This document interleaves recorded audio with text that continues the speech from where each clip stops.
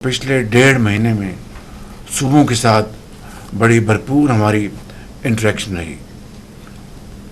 صوبہ پنجاب کے ساتھ، صوبہ سندھ کے ساتھ، صوبہ بلوچستان KP کے ساتھ، اور اس میں ان کو بتایا گیا کہ کس طریقے سے وفاق کو اس وقت ایڈیشنل فنڈز کی ضرورت ہے. ان چیلنجز کو سامنے رکھتے ہوئے صوبوں کے ساتھ ایک بڑی میننگ فل ڈائلاگ شروع ہوا.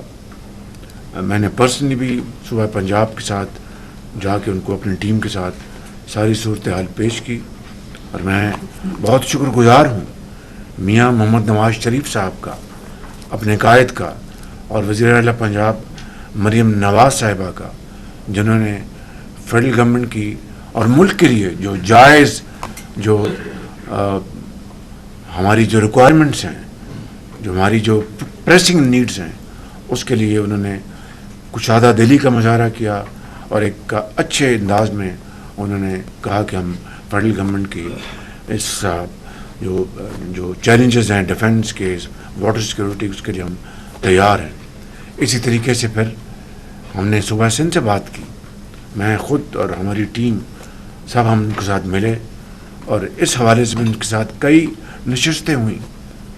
تو انہوں نے بھی الحمدللہ انہوں نے پوری طرح تعاون کا انہوں نے مظاہرہ کیا، اور اس کے لیے میں جناب صدر آصف علی زرداری اور جناب چیئرمین بلاول بھٹو زرداری اور پیپلز پارٹی کا شکر گزار ہوں. انہوں نے یہ ملک کے بہترین مفاد میں فیصلہ کیا. اسی طریقے سے صوبہ بلوچستان کے وزیر اعلیٰ نے بڑی کشادہ دلی کا مظاہرہ کیا.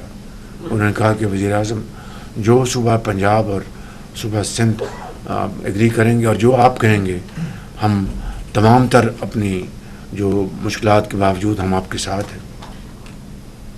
اور اسی طریقے سے صوبہ KP سہیل آفریدی صاحب نے بھی اسی مثبت جذبوں کا مظاہرہ کیا.